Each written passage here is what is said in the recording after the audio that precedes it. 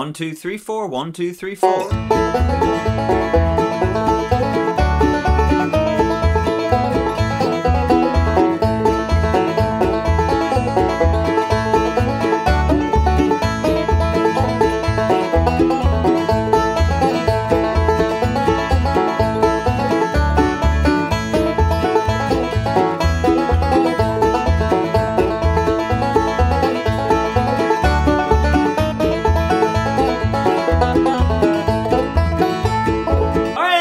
Banjo land, Mike Heading here, coming today with the old Bluegrass classic, Pig in a Pen in the key of A. We're going to do two solos, kind of what I would say maybe advanced beginner solos.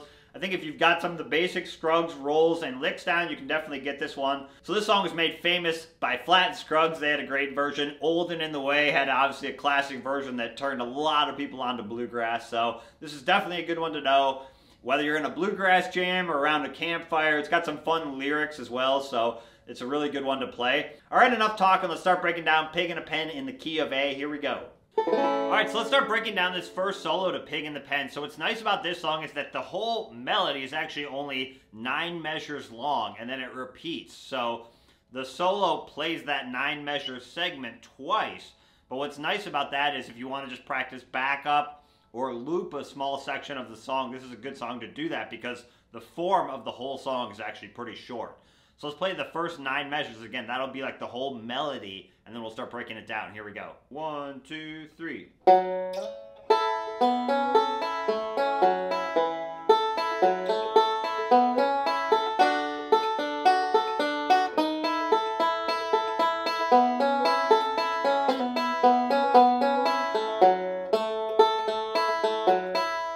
Do it really slow. So 1, 2, 3.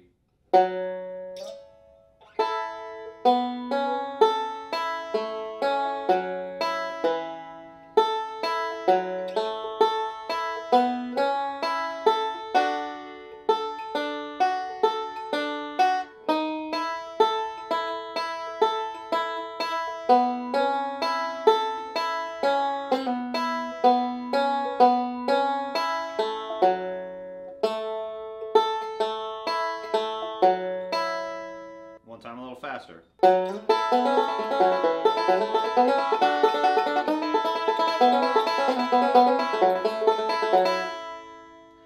Okay, so the opening basic melody is something like this. Kind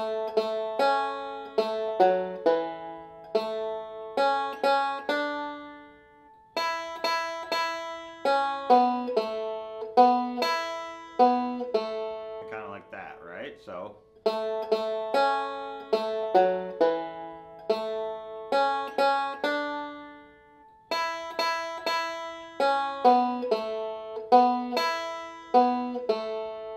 so we're going to play that again in Scruggs style, which is going to be an approximation of that melody, right? So we're not playing that note for note and then surrounding it with rolls. We're going to approximate that melody using rolls, okay? So we're going to start with a classic kind of pickup, and I'll show you 2 ways to do it. One as written, and then I'll show you another easy way if you're having trouble with the counting. So we're going to count 1, 2, 3, and then we're going to do a 2-5 slide on the 4th string with our middle finger of our left hand.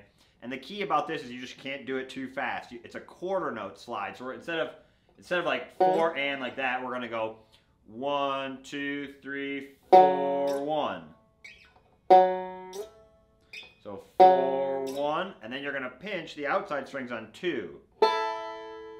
And then you're going to move your left hand to the 3rd string and do a 2, 3 hammer on the 3rd string with an alternating thumb roll. So thumb, index, thumb, middle, strings 3, 2, 5, 1. So we're going to go. Okay, so we're going.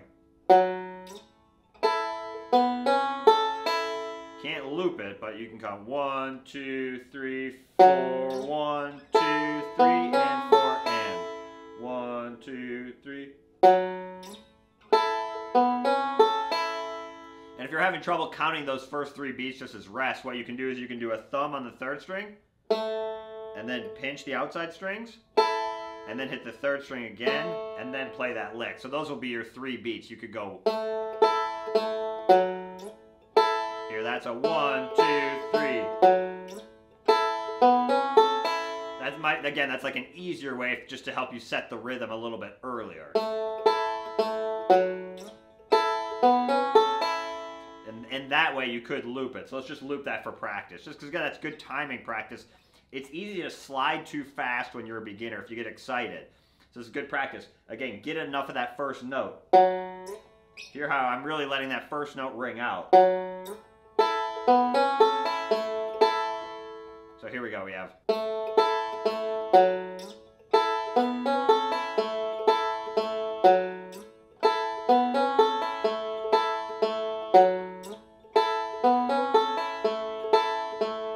Now, as written, 1, 2, 3. And then we're going to play a little response like in measure 3. We're going to do another alternating thumb roll. 3, 2, 4, 1 are the strings. We're going to go. Classic little lick. So again, how we're implying that melody as this.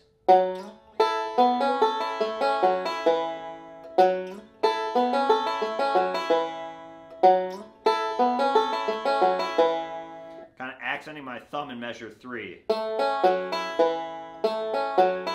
And then we're just going to do outside strings to fill up the measure, thumb middle. And then measure 4, do a 2-5 slide. This time go faster, so we're going to go 1 and 2 and alternating thumb roll. And then a forward roll, 2-4 slide. So see how we're sliding into those, what would be the open strings, if you're in tune, hopefully. So we're kind of sliding into those instead of just going. Now we're going.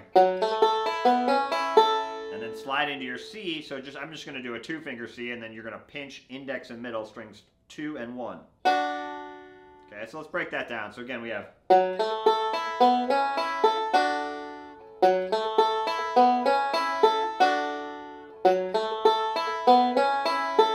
You got to pinch here with your index and middle of your right hand, right? Because your thumb played the last note of measure 4. And then do 2 forward rolls, 5, 2, 1. Those are the strings. Just keep your C down. So again, you can put this finger down if you want to, but I'm not even playing that string, so I'm just going to keep it off. And then I do 2 forward rolls. Classic C lick. So let's practice 4 into 5, and then we'll back it up even further. So we have.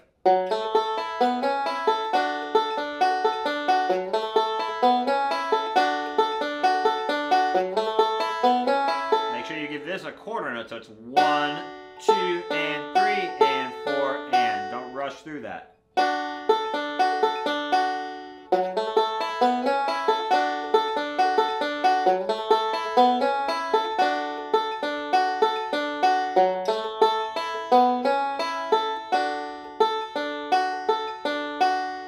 Okay, so let's put that all together. Here we go. 1, 2, 3.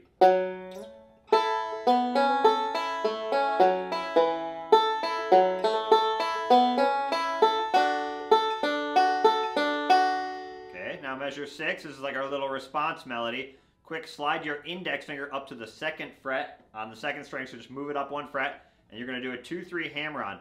The thumb of your right hand is going to come down, you're going to do thumb middle, and then go up and do 2 forward rolls, 5, 2, 1, 5, 2, 1 with that 3rd fret down. So I hammer it down, and then I just keep it down. And I'm bringing my thumb and my right hand down to help give that power to that melody. That's a classic Scruggs move. If you can use your thumb or your right hand, you should.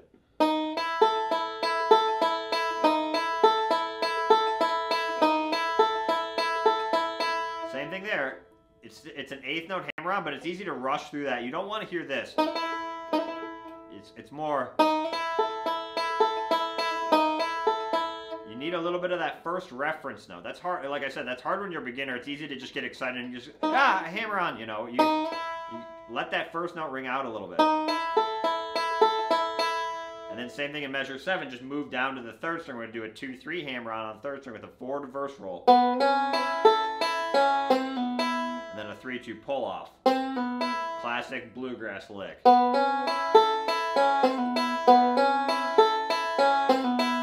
You can actually kind of keep your first finger down the whole time if you're looping that. Don't do this. See how I'm lifting after I hammer on, don't lift your first finger up. That's the other thing. Same here. See how I'm keeping this finger down? Let's see if you can see that on the camera. You don't want to do this. Another common beginner. See how much more work that is if I do that? Then my fingers are going back and forth. Whereas if I just keep this down. Same thing here. Because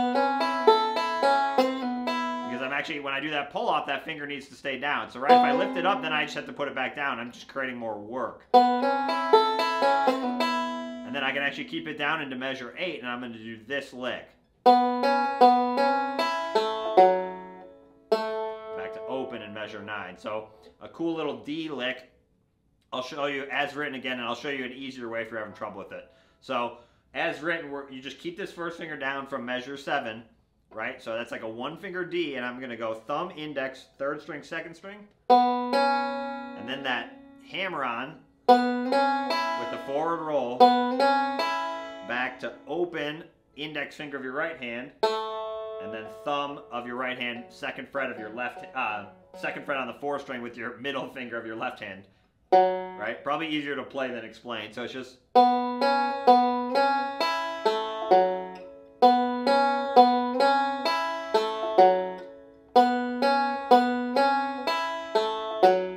then open 3rd string ends the lick so you can hear how it resolves. And then just a little fill. Measure 9 is just a classic Scruggs fill lick.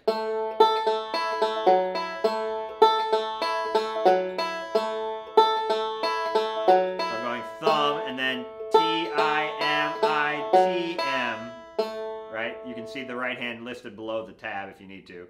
Let's put measures 7 through the beginning of 9 together. We have a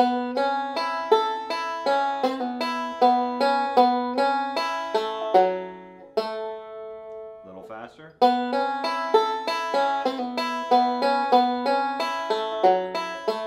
The other thing in measure 7 is that pull off is actually a 16th note, so it's a little faster. You can see how that 3-2 has that double bar. So that one I'm actually pulling it off a little faster. And again, if you pull it off a little slower, it's not the end of the world, but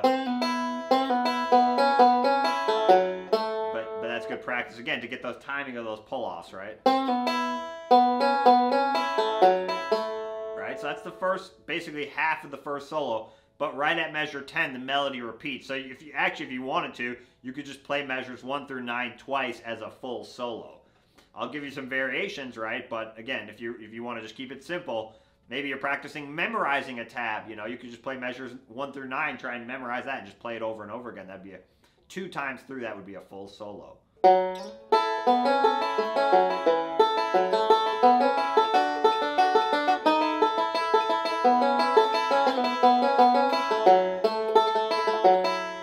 terms of the accents, I would kind of accent this first slide.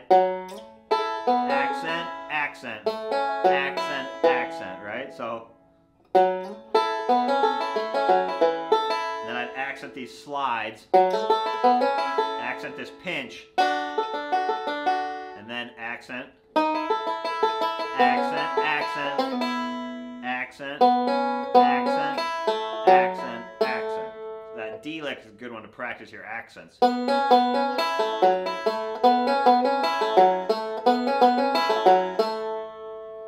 Oh yeah, and what I didn't say about measure 8, which I mentioned, that I would show you an easier way, which I should have done that. So if you're having trouble with that lick in measure 8, what you want to do is just take out the hammer on and just play it with just your 2nd finger down, and it'll sound like this. And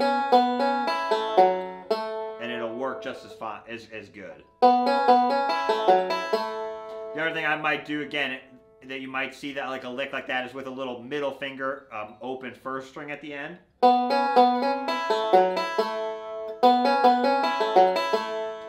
Basically same lick. So again, get used to seeing those subtle little things. That's a very characteristic of Scruggs style, is that the variations can be very subtle.